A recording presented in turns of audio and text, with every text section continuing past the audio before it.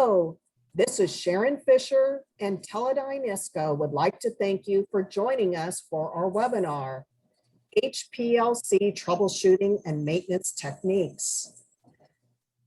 If you have any questions during the webinar, please utilize the Q&A functions within Zoom. All questions will be answered at the end. This webinar will be recorded and a video will be made available on our YouTube channel in the near future. Today, we are joined by Todd Anderson, Teledyne ISCO Global Chromatography Specialist. With that, I would like to welcome Todd. Thank you, Sharon.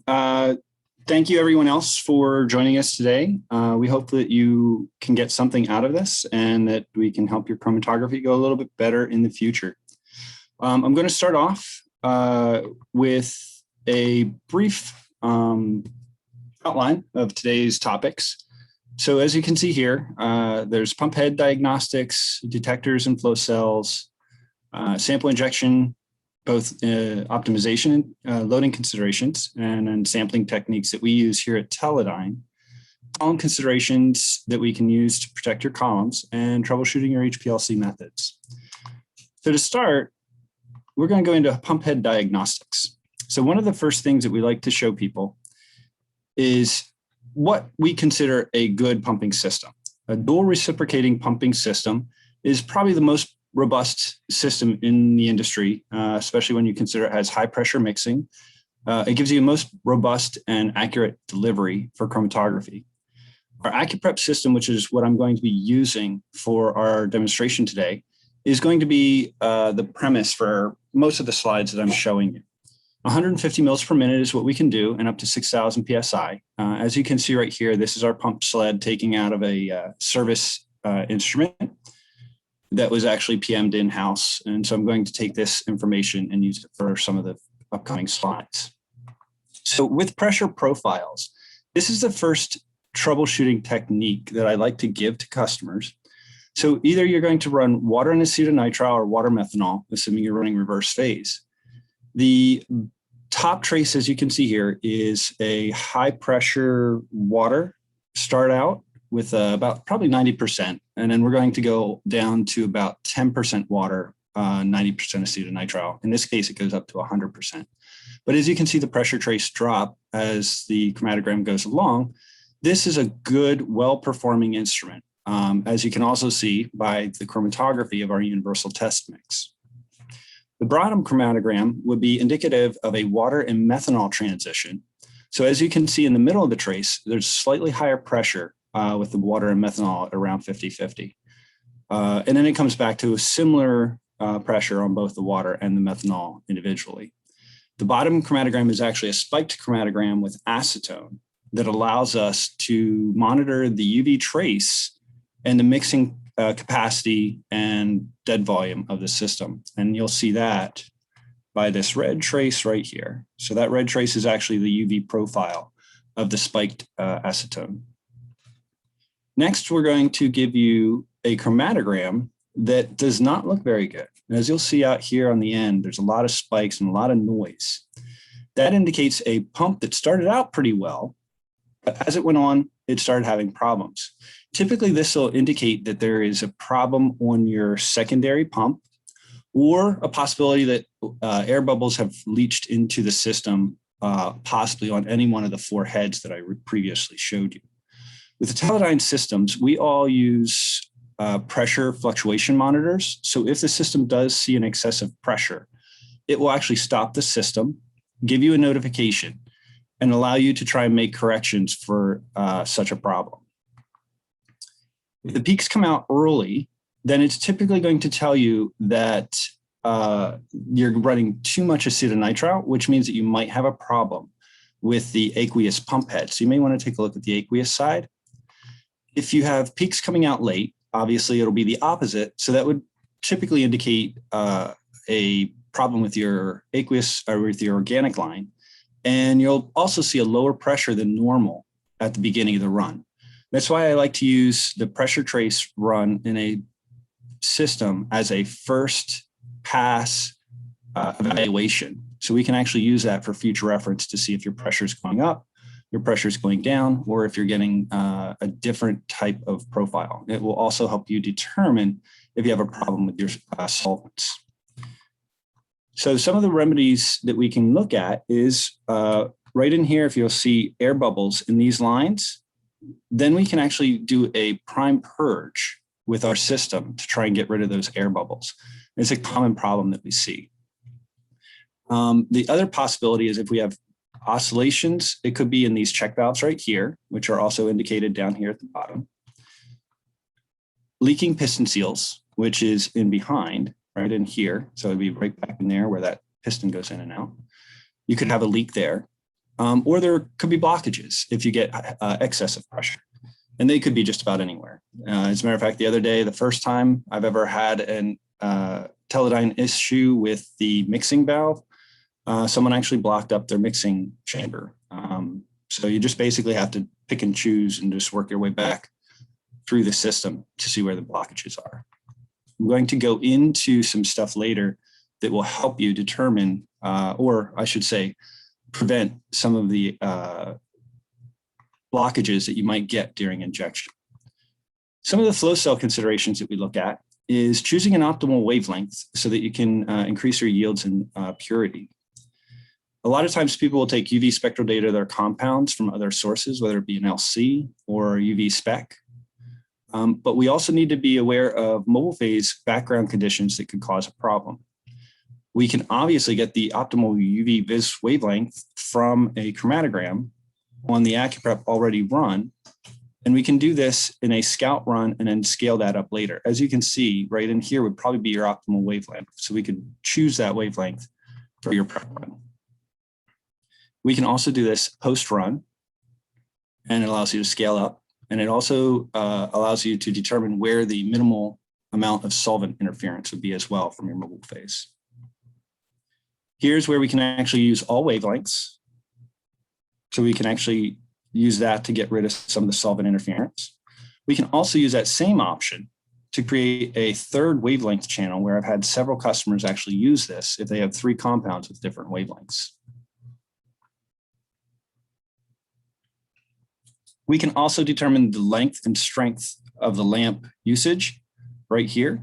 We're in the green, so we're still pretty good with our lamp throughput. And this is done under our manual control. Next, I'm going to get into sample injection optimization. All samples are going to be loaded in a liquid form for prep chromatography. The dissolution solvent is very important, and the techniques that you use will affect that loading amount as well. First and foremost, always filter your samples. It'll protect your system from blockages and possible column failures, which I'll get into later. So this is a quick way to filter your samples. This is what we've typically done in the past, is just use a filter cartridge. We can also use these kinds of cartridges right down here. So you can load them up, fill them in, and do a vacuum filtration as well. So this is your options for manual injection. So we allow you to use these types of adapter ports, which is a Lure adapter, or we can also supply you with these, which are blunt tip needles. They both have their benefits. Oops, stop. I have no idea what happened. As you can see here, we have a Lure port adapter that allows us to load large amounts of sample. The reason I like these is because they have a very large opening and there's not a whole lot of restriction in trying to put your sample into the injector loop. They also prevent your some other issues, which I'm going to get into on the next slide. Now, there's a blunt tip needle syringe port that we can also supply you with, and you can see that over here. That will allow you to do smaller analytical size injections. It's a 22 gauge needle. You can flush it. There's a little less dead volume in there, so you get less carryover and less problem in that manner. It does limit your gauge of needle, so you also get a lot more restriction when you're trying to put your samples onto the loop. The problem with that is that this tends to happen. So occasionally we'll get someone who decides to use a GC lure type needle, and that slant tip causes this. So you can actually score the rotor seals and actually cause it to leak, and then you don't get a full injection in the future. The other thing we can also do as far as particulate goes is we can also put one of these in line, and it will help save your main column. It's just a simple pre-filter, an inline column filter. So some of the sample loading conditions, we're going to do it, usually as our 5 mil loop is our standard. It can be both 1/16 or 1/8, but laminar flow issues can actually cause reduced loading capacity. The larger loops allow us to unload more though, and then especially with those types of injector loops, injector devices like the lure tip adapters. We want to make sure that we get all the sample onto the system without any loss. So what I suggest is typically tell people to use our Autosampler module. We have 2 or 3 different ways of doing that. But typically in this particular instance, our standard Autosampler is what I tell people to use because it allows you to cushion your sample with air and prevent some mixing. Most people will do manual injections up to about 50%. With the Autosampler, we can actually go a little bit higher. The next thing I'm going to get into is the options for solvent. The diluent, obviously the best possible condition is if your sample is completely soluble in water, because you won't get any mobile phase effects where the sample gets pulled through your system. The problem is most samples are not soluble in water. Then the next step, many customers will try and use methanol or acetonitrile, which is definitely higher in solubility, but it will give peak distortion, as you can see here in a second. DMSO, DMF, DMA, there's some other ones out there too that are very, very soluble for compounds. The problem is it also is very soluble for things like catalysts and other types of stuff that you really don't want to be putting onto your columns either. So in order to go through and make sure that we get that cleaned up, here's a quick screenshot of some different media that people will use. The stuff on the right is actually a loose pack. So you could just basically put this scavenger material into a vial of your sample, shake it up and let it precipitate out. And then you can decant your sample as a pure sample without any metals that will crash out on the column. You can do, as I said, you can either do cartridges over here or loose powder. So here's some loading conditions where I try to show how loading too much material in different solvents can actually affect your chromatography. As you can see, as I mentioned before, I got an impurity right here because I tried to heat up my sample in water because of the solubility. So the compound actually decomposed. With that, I didn't have to do anything with the methanol. So the methanol looks great, as you can see right here. The DMSO looks good as well. Now you'll notice, as I mentioned earlier about the UV being paramount, as you'll notice, we don't get any void marker here with the water or the methanol. And at 200 microliter injection, everything still looks pretty good all the way across. You can't see the 214 trace if you had breakthrough right here, because the DMSO does actually have a low cutoff. If you had DMF in here, then you wouldn't be able to see 214 or 254. So if your compound does have a 254 chromophore, this will work out quite nicely for you using DMSO. It's actually my solvent of choice. At 500 microliters, you can still see we don't have any breakthrough at all for the DMSO. The methanol is starting to break through some of the compound. Water is still the same. We have the impurity, but no breakthrough. So again, we're still either water or DMSO. Now let's get up to 2 mil injection. We're still fine with the water. However, look at what happened with the DMSO and the methanol. We're getting a lot of breakthrough now and completely lost resolution. So now we're going to get in some of the techniques that I mentioned to you earlier about doing different types of injection. We have an auto injector, a sample loading pump, and an actual auto sampler. My preference obviously is the auto sampler. It's simpler and it gives us a lot of different options, but I will go through the different advantages of each. So if you look at the auto injector, it's good for reproducibility and you can do injections down to 10 microliter. The problem is you can only use one sample per sample queue, You have one injection volume for the entire series of samples. And you have to actually have user intervention to wash out the loop and the needle and everything else at the end of the run. The nice thing about the Autosampler is we can do everything that you can with the Autolnjector, but we can do different samples as well. We can allow different injection volumes, and it's a completely automated process. We also then pick up the additional fraction collector positions as well right here. So we actually get up to 4 racks of collection.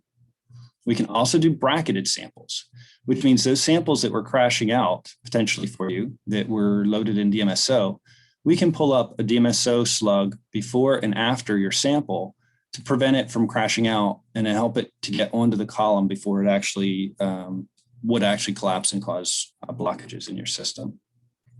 The sample loading pump is great if you're doing water-soluble samples or if you need to load large amounts of material that you can actually capture, whether it's like the size exclusion or something where you're actually trapping the compound for a period of time on the column, maybe an ion chromatography, something where you're focusing the compound on the head of the column.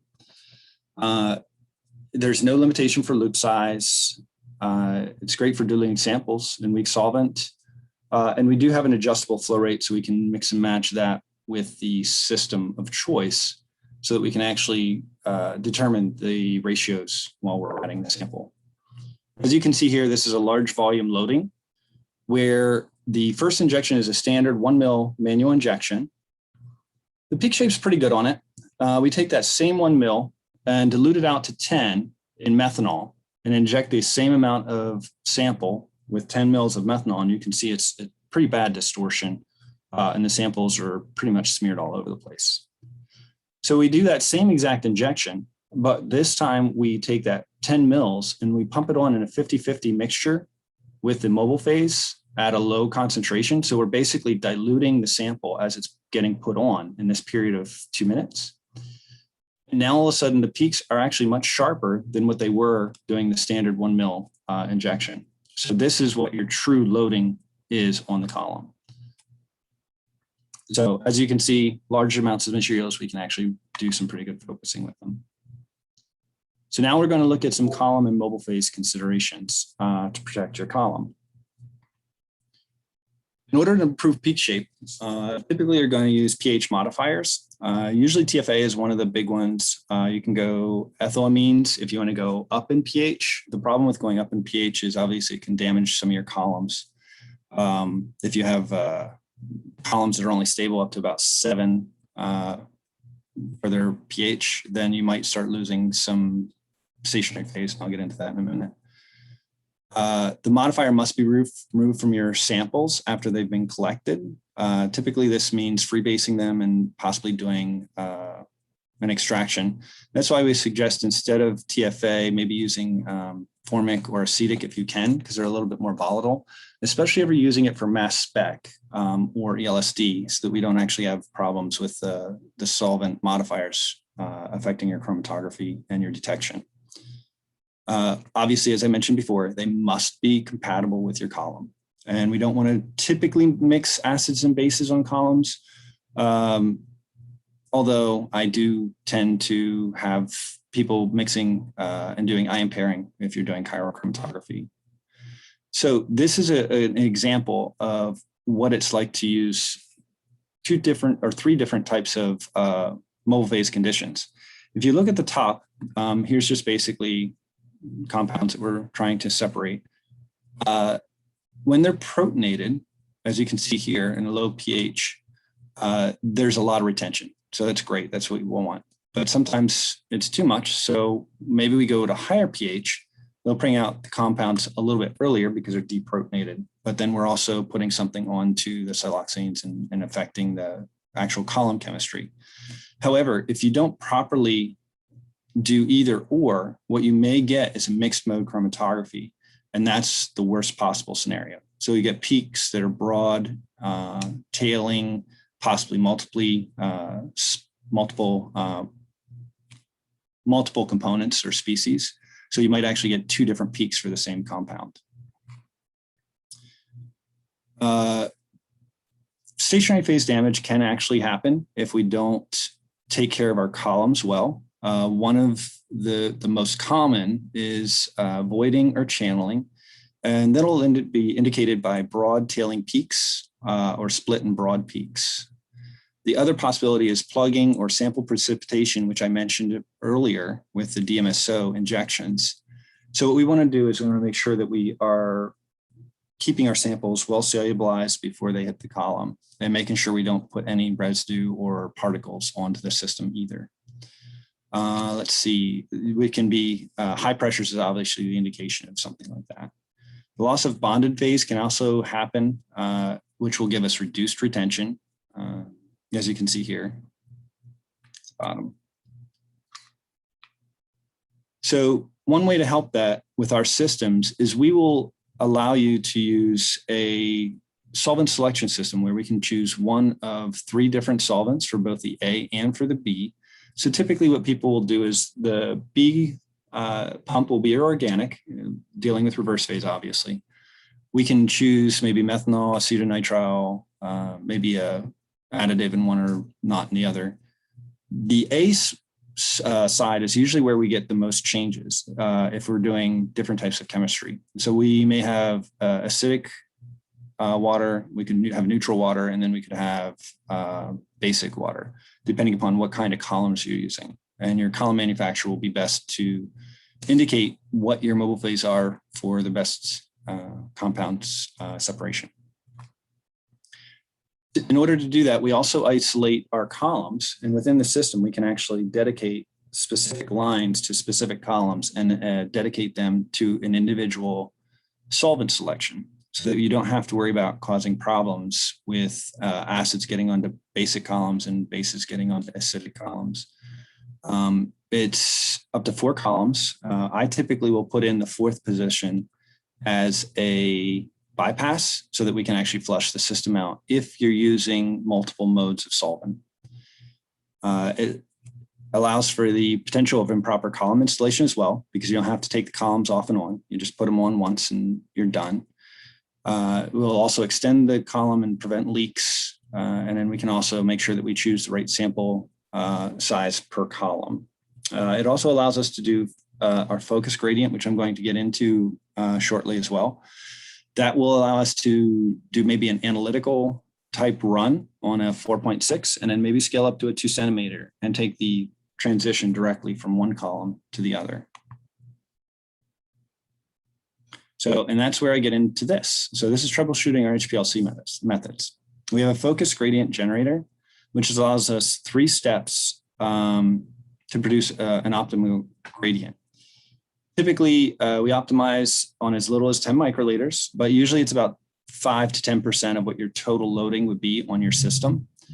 We can optimize it in just one simple run. We run a very fast gradient. And as I mentioned before, you can scale up on any size column all the way up to a 50 millimeter if you need to. But we must have the matching stationary phase between the columns that you're scouting on and the column that you're actually going to run on.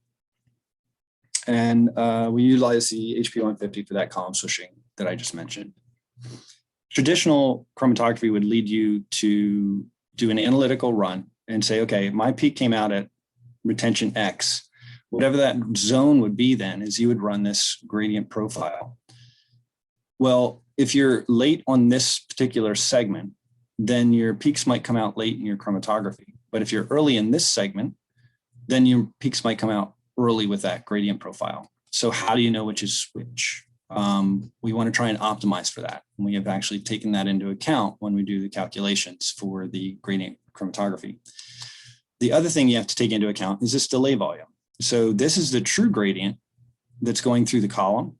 This is what the system says your gradient actually is. So if you said that my gradient profile eluted at, say, 25%, in reality, it's somewhere closer to like 10 or 15. So you may actually not push your compound straight through. So,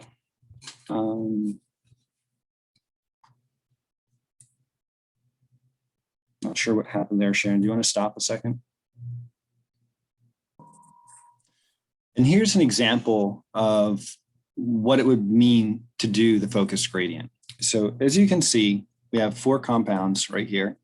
They're relatively tight with almost no resolution, actually no resolution between the last 2-3 compounds. So how can we get these separated? We run a very fast gradient. We pick up what we would expect to be the optimal retention time or concentration for mobile phase from this point, and we would come in here and we adjust for the delay times. So at that point, even though it looks like it's 60 some percent, I think we're going to pull off maybe 60%, 63% B. We'll go ahead and make the run. I think somebody did this for me, but as you can see, we focused in, and this peak is going to show up in the middle of our run. That's where we would like it to be. Somewhere between 5 to 7 minutes is where we would typically put it on this particular chromatogram. So it allows us for faster methods, because we went from a 25-minute method up here down to potentially a 15-minute method if you just want to wash out and finish. And we have full resolution between all 4 components. So 4 compounds fully resolved.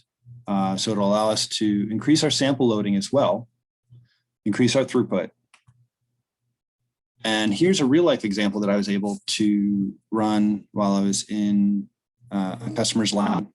They gave me a compound and said that this compound was about ready to get shipped out for the customer delivery. The chemist didn't think it was completely pure, but the analytical team said it was.